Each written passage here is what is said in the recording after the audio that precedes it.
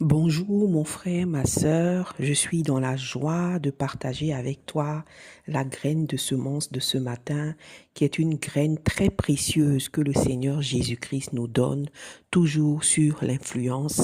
Et aujourd'hui, il veut nous apprendre comment avoir cette influence-là de façon concrète. Nous trouvons donc notre graine de semence dans deux passages. D'abord dans Luc chapitre 3, versets 21 et 22 et Luc chapitre 4, verset 1. Et la Bible dit, tout le peuple se faisait baptiser. Jésus fut aussi baptisé et pendant qu'il priait, le ciel s'ouvrit et le Saint-Esprit descendit sur lui sous une forme corporelle comme une colombe et une voix fit entendre du ciel ces paroles, tu es mon fils bien-aimé, en toi j'ai mis toute mon approbation. Amen. D'autres versions disent, en toi j'ai mis toute mon affection. Et Luc 4, verset 1, la Bible dit, Jésus, rempli du Saint-Esprit, vint au Jourdain et il fut conduit par l'Esprit de Dieu dans le désert. Amen. Nous trouvons notre deuxième passage dans le livre de Jean, le chapitre 14, versets 16 et 17 et verset 26. Et la parole de Dieu dit, « Et moi, je prierai le Père et il vous donnera un autre consolateur afin qu'il demeure éternellement avec vous, l'Esprit de vérité que le monde ne peut recevoir parce qu'il ne le voit point et ne le connaît point, mais vous, vous le connaissez car il demeure avec vous et il sera en vous. » Et le verset 26 qui dit, « Mais le consolateur, l'Esprit Saint, que le Père enverra en mon nom, vous enseignera toutes choses et vous rappellera tout ce que je vous ai dit. » Amen. Alléluia. Mes frères, mes sœurs, aujourd'hui, nous parlons d'influence. Amen. Vous savez, le Seigneur nous a donné une exigence incroyable.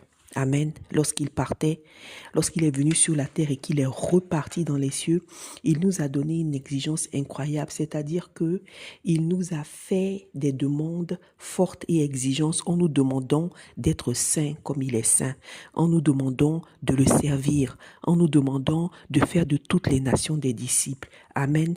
Et c'est exactement une mission similaire et encore même plus difficile qu'il avait donnée au Seigneur Jésus-Christ lorsqu'il a envoyé le Seigneur Jésus-Christ sur terre, de venir influencer le monde et de venir sauver les hommes.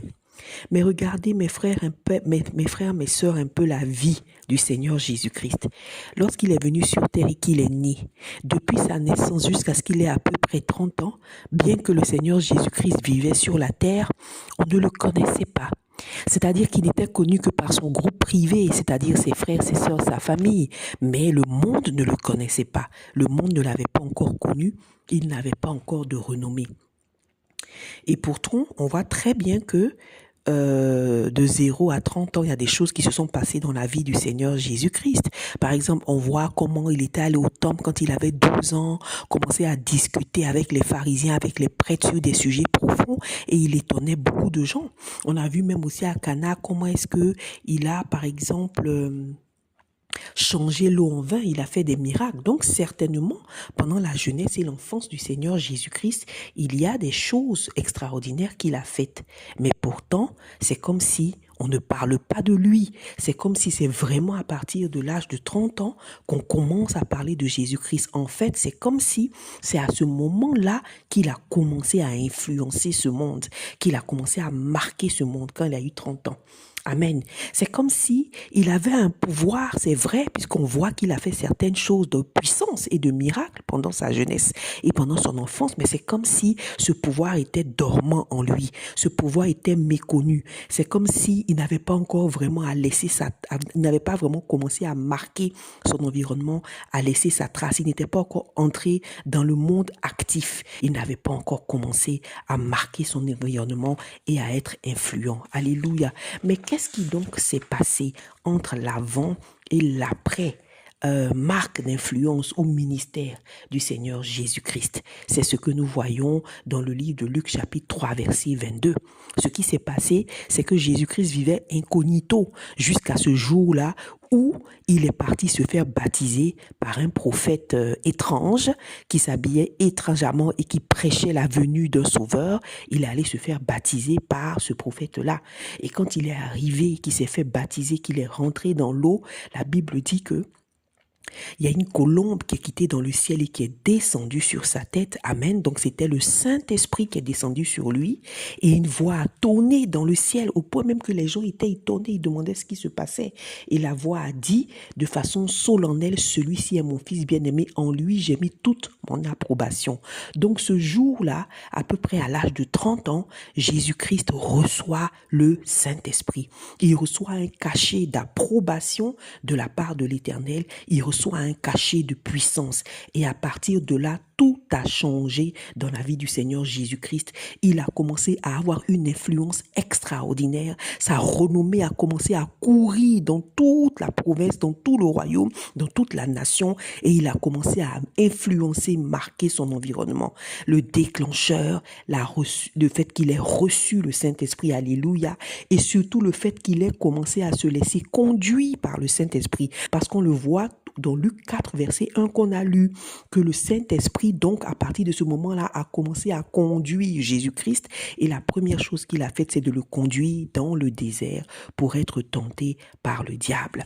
Amen. Donc, voilà le déclencheur de l'influence extraordinaire que Jésus-Christ a eue dans ce monde. C'est ce jour-là où il a reçu le Saint-Esprit et ce jour-là où il a commencé à se laisser conduire par le Saint-Esprit. Alléluia. Mes frères, mes sœurs, je disais tantôt que le Seigneur nous a donné une mission qui est très exigeante. Il avait donné la même mission au Seigneur Jésus-Christ de venir influencer un monde complètement perdu, obscur, pourri, qui est dirigé par le diable. Un monde où il y a plein d'esprits. Et qu'est-ce qu'il nous a dit? Il dit, vous êtes le sel de la terre, vous ne devez pas perdre votre saveur. Donc, demandez à un petit groupe de personnes, des êtres humains imparfaits, de venir contaminer toute la terre, comme si on est du sel. Donc le Seigneur même reconnaît qu'on est juste une pincée, mais il s'attend à ce que nous puissions contaminer, influencer le monde entier, qui est un peu la grande casserole, n'est-ce pas, où la sauce se trouve, en nous présentant comme du sel. Lorsqu'il nous a dit, vous êtes la lumière du monde, et qu'il faut qu'on brille dans ce monde-là, et qu'on influence ce monde-là avec notre lumière. Alléluia. Voici ce que le Seigneur nous a demandé avant de partir. Il nous a dit, soyez saints comme je suis saint. Alléluia. Donc c'est une mission exigeante, c'est une mission d'influence que le Seigneur nous a donnée, d'influencer notre environnement. Mais une mission, qu'en l'écoutant attentivement, mes frères, mes sœurs, de vous à moi, c'est un peu comme une mission impossible. Et ça l'était même pour le Seigneur Jésus-Christ. Si le Seigneur Jésus-Christ lui-même n'a pas pu influencer ce monde-là sans le Saint-Esprit, mes frères, mes sœurs, qu'en est-il de nous ? Et c'est cette réalité-là que le Seigneur Jésus-Christ savait qu'il était impossible pour ses élus de pouvoir influencer le monde, que lui-même, il leur a fait une promesse, il nous a fait une promesse avant de partir, en nous disant, je vais vous donner le Saint-Esprit. Et c'est ce que nous avons lu dans le deuxième passage. Il a dit, je vous envoie le Saint-Esprit, je vous envoie un guide, je vous envoie un consolateur, je vous envoie un Saint-Esprit qui sera avec vous continuellement et qui va vous conduire dans ce monde une puissance, un pouvoir afin que vous arriviez réellement à influencer ce monde. Alléluia. Mes frères, mes sœurs, il a dit, je ne vais pas vous laisser orphelins, je ne vais pas vous laisser vous débattre dans ce monde et essayer d'influencer un monde obscur. Amen. Donc, mes frères, mes sœurs, sans le Saint-Esprit, sans la puissance et ce pouvoir-là que le Seigneur Jésus-Christ lui-même a reçu, on ne peut pas influencer ce monde. Alléluia. On ne peut pas laisser notre trace dans ce monde. La seule façon d'influencer ce monde de façon divine, de façon définitive, de façon permanente, alléluia, c'est d'utiliser ce pouvoir que le Seigneur nous a donné. Et si vous vous souvenez, il a dit que nous seuls, enfants de Jésus-Christ, pouvons recevoir le Saint-Esprit. Le monde ne peut pas recevoir le Saint-Esprit parce que le Saint-Esprit est une marque divine. C'est l'Esprit de Dieu. C'est parce que tu reçois Jésus-Christ dans ton cœur réellement que tu reçois le Saint-Esprit. Et c'est ce que le Seigneur Jésus-Christ a dit. Donc, si tu n'as pas réellement pris la décision d'accepter Jésus-Christ dans ton cœur par la foi, quel que soit ce que tu feras, tu ne recevras pas cette puissance. C'est le point de départ. Alléluia. Et donc, le Seigneur a expliqué un peu comment est-ce que le Saint-Esprit va nous aider, va aider ses élus. Et il a même dit à ses disciples que ne vous inquiétez pas de ce que vous allez dire, par exemple, lorsque vous serez attaqué, lorsque vous serez dans ce monde et vous allez faire face à des difficultés, parce que le Saint-Esprit même vous dira ce qu'il faut faire. Amen. Donc, il est en train de nous révéler ici que le Saint-Esprit, il est comme en fait un guide, comme une sorte de baromètre, comme une sorte de GPS. Écoutez, mes frères, mes soeurs, je vais m'arrêter un instant pour dire quelque chose sur le Saint-Esprit. Si vous parcourez la parole de Dieu, vous allez vous rendre compte que le Saint-Esprit est comme l'Éternel lui-même. On ne peut pas le saisir entièrement, on ne peut pas comprendre tout ce qu'il fait, parce qu'il fait beaucoup de choses qui ne peuvent être nommées. Il a différentes qualités, différentes capacités. Mais ici, nous nous focalisons sur la raison première pour laquelle le Seigneur nous a donné le Saint-Esprit, qui a dit, je vais vous envoyer un consolateur qui va vous guider et qui va vous enseigner sur ce que vous devez faire, qui va vous révéler des choses, des mystères et qui va vous guider dans ce monde. Alléluia. Donc le Seigneur Jésus-Christ parle donc d'une capacité du Saint-Esprit qui est live, comme un baromètre, comme un GPS. Alléluia. N'est-ce pas mes frères, mes sœurs, comme un guide. Mais il dit à l'instant, le Saint-Esprit vous dira ce que vous devez faire. Ça veut dire que le Saint-Esprit, c'est le pouvoir qui est en nous, alléluia, qui est activé à un certain moment de notre vie, comme il a été activé par le Seigneur, par le Père, pour le Seigneur Jésus-Christ à l'âge de 30 ans. Donc, à un moment donné de notre vie, il est activé, ce pouvoir, et il commence à s'exercer. Et quand on l'écoute, on commence à marcher et à avoir de l'influence partout où on va. Alléluia. Mais il faut qu'on se rende compte que c'est une puissance en griffe live. C'est-à-dire que pendant que tu vis, c'est là que le Saint-Esprit te parle, comme une voix à l'intérieur de toi, comme un guide qui te dit va ici, va là-bas, comme il a conduit Jésus dans le désert par exemple. Souvenez-vous, des fois, la Bible dit le Seigneur Jésus enseignait et puis les pharisiens étaient en train de dire quelque chose, mais ses disciples disaient quelque chose et il était là, il savait ce qu'il était en train de dire. Le Saint-Esprit le conduisait dans des villes où il devait aller, qui il devait rencontrer. Il était constamment conduit par le Saint-Esprit et il prenait le temps de passer du temps dans le Seigneur, dans la présence de Dieu, pour s'assurer que le Saint-Esprit demeurait vivant à lui. Parce que la parole de Dieu a dit, n'attristez pas le Saint-Esprit qui est en vous. Parce que le Saint-Esprit, il est Dieu. Il se nourrit de la présence de Dieu. Et le Seigneur Jésus-Christ l'avait compris. Alléluia.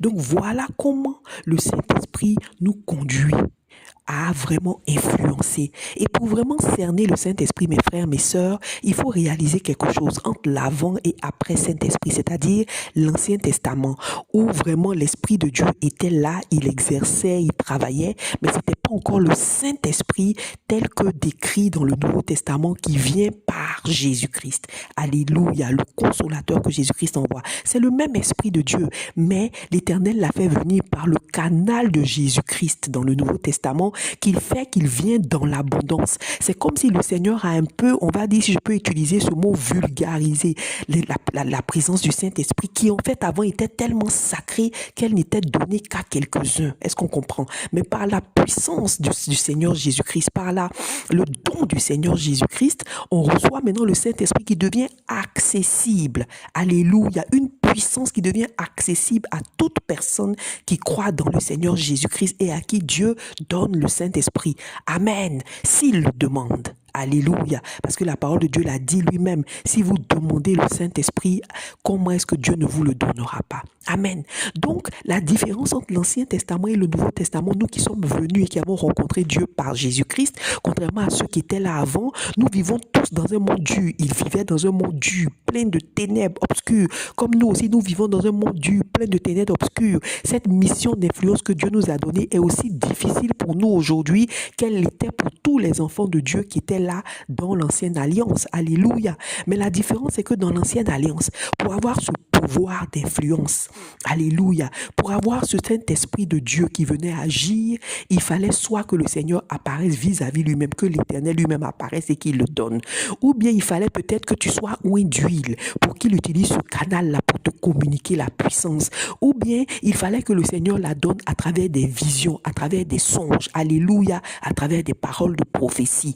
Parce que le temps de la générosité, de la bonté, de la grâce divine liée à la présence de Jésus-Christ n'était pas là. Donc cette puissance extraordinaire qui est la puissance même de Dieu ne pouvait pas être distribuée comme ça. Donc il n'y avait que quelques-uns, quelques élus, mes frères, mes sœurs, qui recevaient la puissance d'influence et qui ont influencé leur environnement. Alléluia. Et vous les connaissez tous, ces héros, enfants de Dieu élus qui ont marqué leur environnement, qui ont influencé leur monde. Amen. Par le Seigneur Jésus-Christ, par la parole. Mais aujourd'hui, le Saint-Esprit est rendu accessible. Amen. C'est pour ça que la Bible a dit, le Seigneur Jésus a dit, je vous enverrai un consolateur. Donc nous avons une mission difficile d'influencer le monde, mais nous avons un Saint-Esprit qui est rendu accessible. Et si vous avez remarqué le passage qu'on a lu tout à l'heure, la Bible dit, Jésus-Christ a dit dans Jean 14, il est en vous et il est avec vous éternellement. Donc aujourd'hui, ce Saint-Esprit est en nous, contrairement à l'ancienne alliance où il était à l'extérieur, trop grand, trop puissant, trop majestueux. C'était une puissance trop grande pour venir en l'homme. Mais parce que Jésus-Christ a frayé le chemin par la foi et qu'il est venu séjourner dans le cœur des élus qui reçoivent le Seigneur Jésus-Christ, le Seigneur Jésus-Christ, c'est comme s'il rendait notre cœur capable de recevoir cette puissance-là. D'accord? Il rend notre cœur saint et digne de recevoir cette puissance-là. Et c'est comme ça que cette puissance vient en nous. Alléluia. Donc le Saint-Esprit en nous, comme il est en Jésus-Christ, et ce Saint-Esprit maintenant nous conduit pour dire va ici, va là-bas, fais ceci, fais cela. Et il nous donne un pouvoir d'accomplir des miracles, de faire des choses extraordinaires. Et nous avons ce don et cette puissance en nous. Et c'est la seule puissance, c'est la seule façon d'influencer le monde, c'est de le faire par le Saint-Esprit. Mes frères, mes sœurs, si tu penses influencer ton monde, alléluia, d'abord, c'est une influence spirituelle, c'est une influence pour amener la vie dans ce monde. C'est une influence comme celle que Jésus-Christ a vue pour contaminer ce monde de la présence de Dieu. C'est ça la vraie influence et nous avons parlé de ça les 3-4 derniers jours. Alléluia. Et la seule façon de faire, c'est avec le Saint-Esprit. Par le Saint-Esprit, en écoutant le Saint-Esprit. Alléluia. On ne peut pas le faire de nous-mêmes. Amen. Alléluia. La parole de Dieu nous a dit dans 1 Corinthiens chapitre 2 verset 10, vous pouvez le lire, que Dieu nous a révélé les choses par le Saint-Esprit parce que l'Esprit de Dieu sont de tout, même les profondeurs de Dieu.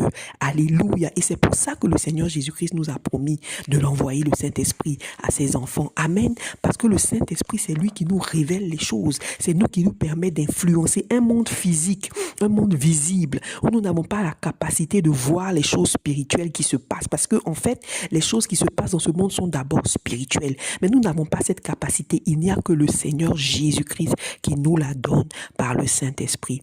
Mes frères, mes sœurs, nous concluons avec ce passage dans Zacharie chapitre 4 verset 6 où l'Éternel a dit au prophète Zacharie, c'est ici la parole que l'Éternel donne à Zorobabel, ce n'est ni par la force ni par l'intelligence mais par le Saint-Esprit.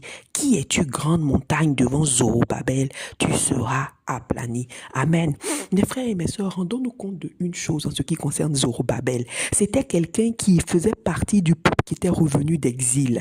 Il était fils de roi, mais il n'y avait plus de roi en Israël. Donc il avait l'héritage, mais il n'avait pas l'autorité et le pouvoir associé à celui de fils de roi, puisque la nation d'Israël n'était plus une nation. Elle avait été envoyée en captivité et ils étaient tous revenus en Juda. Mais quand ils sont tous revenus en Juda, le Seigneur a encore choisi un fils de David, Zorobabel, un petit-fils, un des descendants de David, pour pouvoir être gouverneur de Juda. Et c'était à un moment donné où le peuple s'était détourné encore une fois de l'Éternel parce qu'ils étaient venus dans un pays qui avait été envahi par des païens. Donc c'était difficile de retrouver leur piété, leur marche avec le Seigneur. Et c'est comme ça que Dieu a choisi Zorobabel pour conduire le peuple et surtout pour reconstruire le temple de l'Éternel, c'est-à-dire influencer ce monde-là, ce monde nouveau où il y avait des nouveaux païens, où les gens ne suivaient pas Dieu et surtout où les royaumes s'étaient opposés à la construction du temple.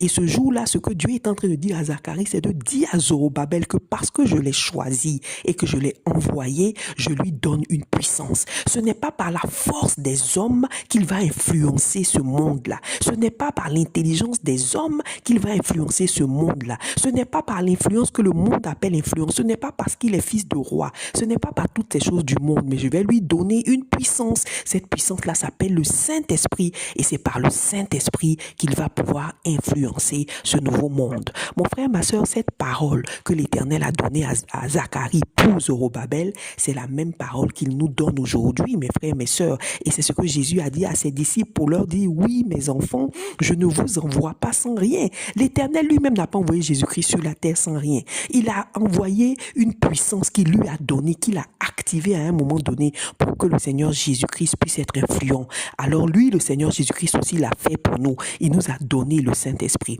Mes frères et sœurs, vous savez, on lit souvent le livre de Actes chapitre 2 où on voit que le Saint-Esprit est venu sur la tête des disciples comme des flammes, mais on oublie que c'est dans Jean chapitre 20 verset 22, un peu avant ce jour-là, que Jésus-Christ a soufflé sur eux le Saint-Esprit. Lorsqu'il est venu leur rendre visite la dernière fois avant de monter au ciel, la Bible dit dans Jean 20, 22, il a soufflé sur eux, il leur a dit, recevez le Saint-Esprit. Je vous donne cette puissance-là sans laquelle vous ne pouvez pas être influent. Vous ne pouvez pas influencer, marquer, changer ce monde. Alléluia. Et c'est encore 40 jours plus tard maintenant que cette puissance s'est manifestée et qu'ils ont commencé à avoir le courage à influencer. Alléluia. Il y a eu 40 jours pendant lesquels cette puissance a été activée. Amen. Mais elle avait été reçue avant. Et cette puissance est disponible pour nous tous parce que Jésus-Christ a dit que celui qui demande le recevra. Donc tu reçois le Saint-Esprit dans l'intimité. Quand tu es avec le Seigneur Jésus-Christ, il souffle sur toi. Amen. Et la manifestation maintenant est visible, mais elle peut être activée plus tard. Alors mes frères, mes sœurs, aujourd'hui, je voudrais vous demander par le Seigneur qui nous donne ce message-là d'être attentif. D'abord, rassure-toi que tu as reçu Jésus-Christ parce que sans Jésus-Christ, tu ne peux pas recevoir le Saint-Esprit. Ensuite, tu peux demander à le recevoir si tu ne l'as pas encore reçu. Et si tu l'as reçu, tu vas dire, Seigneur, active le Saint-Esprit en moi. Parce que de toute façon, comme nous l'avons vu hier, quand tu seras au bon moment, à la bonne place, le Saint-Esprit, la puissance de l'influence va s'activer en toi, mon frère, ma sœur. Et si tu le suis, si tu es attentif et que tu lui obéis, comme le Seigneur Jésus-Christ lui a obéi, le jour où le Saint-Esprit est venu sur lui et a été activé, il a commencé à l'écouter. Donc si tu écoutes le Saint-Esprit, ton influence va commencer. Alléluia! Ton influence divine va commencer. Donc mes frères, mes sœurs, soyons attentifs. Amen. Soyons attentifs. Alléluia. Et recevons ce Saint-Esprit que le Seigneur Jésus-Christ nous a donné. Alléluia. Plaçons-nous au bon endroit, là où Dieu veut que nous soyons. Soyons attentifs au bon moment. Soyons sensibles au Saint-Esprit pour l'écouter. Et vous allez voir, mes frères, mes sœurs, comment votre influence va être décuplée. Comment votre influence va être activée dans votre environnement. Influencée l'environnement à Jésus-Christ pour emmener la vie, la lumière qui va se répandre autour de vous dans votre vie et qui va toucher les autres. Alléluia, que le Seigneur nous aide, qu'il nous donne sa grâce. Reçois le Saint-Esprit maintenant au nom puissant de Jésus-Christ et que le Seigneur permette que tu puisses obéir à ce Saint-Esprit afin que tu commences à influencer ton environnement au nom puissant de Jésus. Amen, amen, amen.